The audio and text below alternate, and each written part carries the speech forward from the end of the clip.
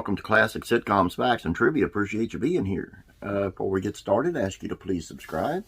Please share these out on your Facebook page. Lesson learned. Point taken. Not too many Get Smart fans out there. Actually, you want to check out yesterday's. It was pretty good. I enjoyed doing it. Today's, let's see how many Bewitched fans we have out there.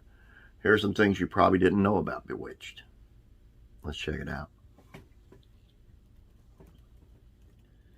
And the creator, Soul Sachs, inspired 2 movies.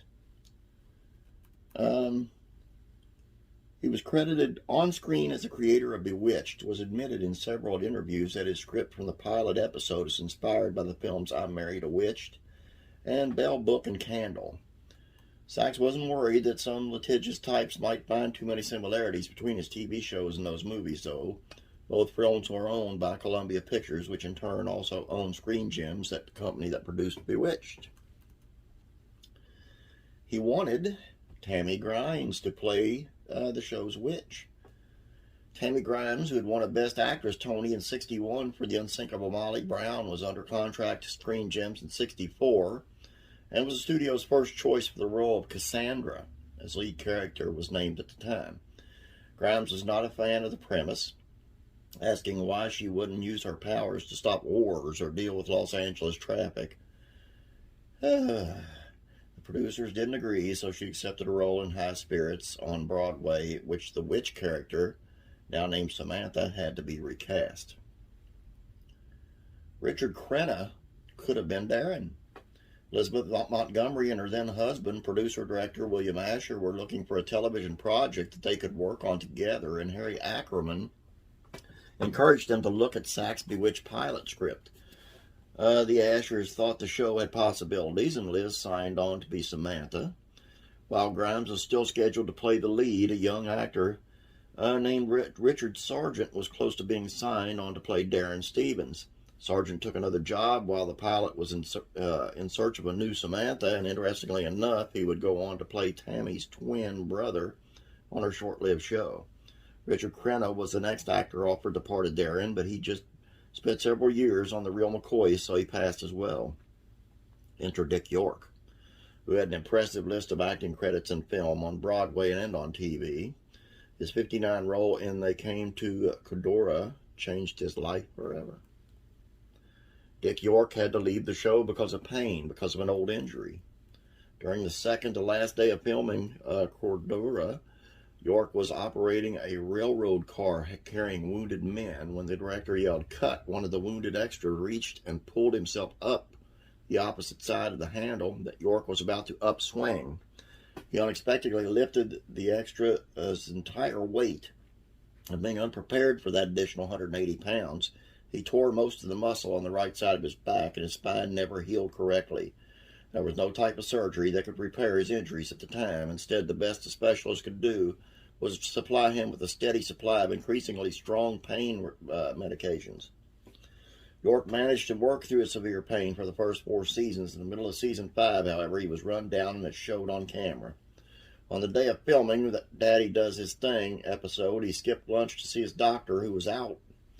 The replacement doctor instead gave him B12, and while filming a scene with Morris Evans on a scaffold 15 feet in the air, the hot lights, exhaustion, and medications combined send York into a seizure.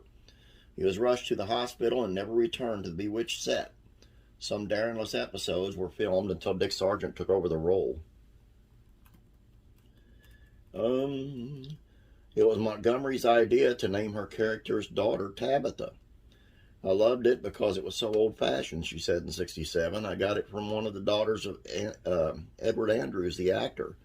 The 2 Andrew girls were named Tabitha and Abigail, but somehow or other her name came out Tabitha on the credit roll, and that's the way it's been ever since. Honestly, I shudder every time I see it. It's like a squeaky piece of chalk scratching on my nerves."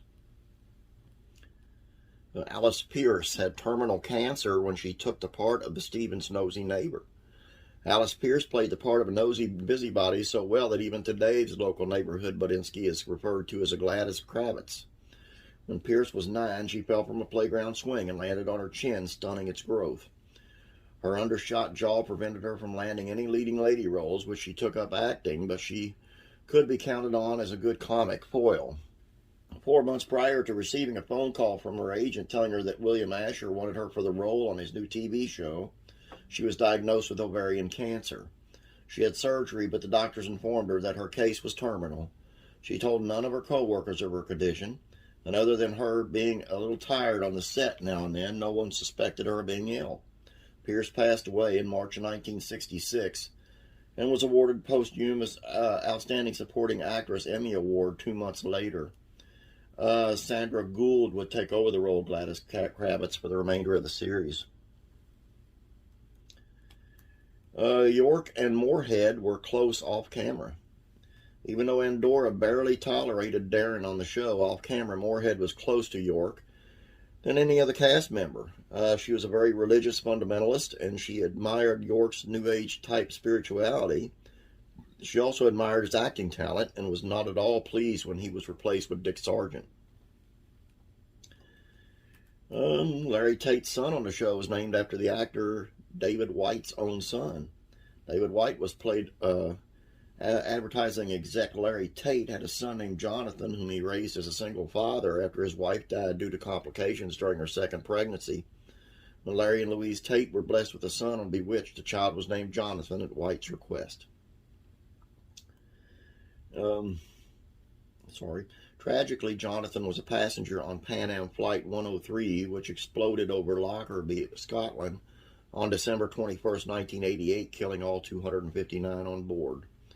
David died 2 years later of a heart attack and is interned with his son in a nick at the Hollywood Forever Cemetery.